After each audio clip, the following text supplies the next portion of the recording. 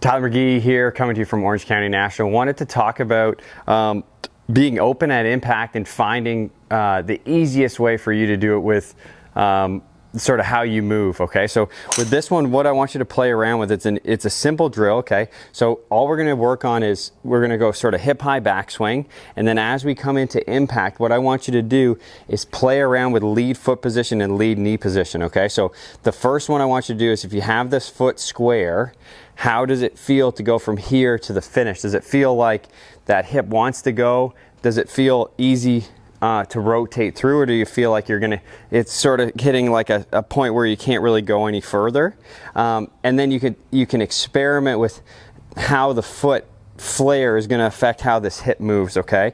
The other part you can play around with too is how much you want your knee to sort of stay this way in transition. So again, you could stay here and go back and see if that lets you open. You can go here, and the exaggeration would be big foot flare, big knee move, and does that feel easier for you to get around? So based on how you move as a human, that's going to affect how you move in your golf swing. So what I would do is get set up here.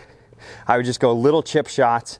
So this one is my toe square, and I know for me, right here I feel really tight, so it's hard for me to really get around the corner. So if I did that, like, it's not like I can't hit it, but I'm just trying to figure out what's the easiest way for me to move through the impact zone. Okay, so obviously a pretty important part of the golf swing. So if I go toe a little bit more flared, a little bit more knee move, like when I do this part of the swing, I'm like, oh man, it's so easy to get around. So then I want to build off of that.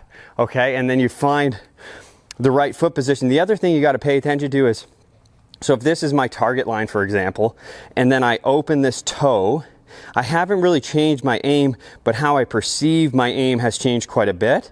So then you have to just recalibrate. One thing I like to do, especially with people who have to flare their toes, I like if you start sort of square to the line and then you make your foot adjustments and then be able to go from there. So how that looks from here is I start square to this line. If I kick that toe open, it looks like visually when I look down that I aim left, but I haven't really changed my aim at all. I've just changed my foot position. Same thing if I'm more open with this toe, but we'll do that video another day. But right now we're looking at the lead foot and what position is going to make it the easiest for you to move through the shot.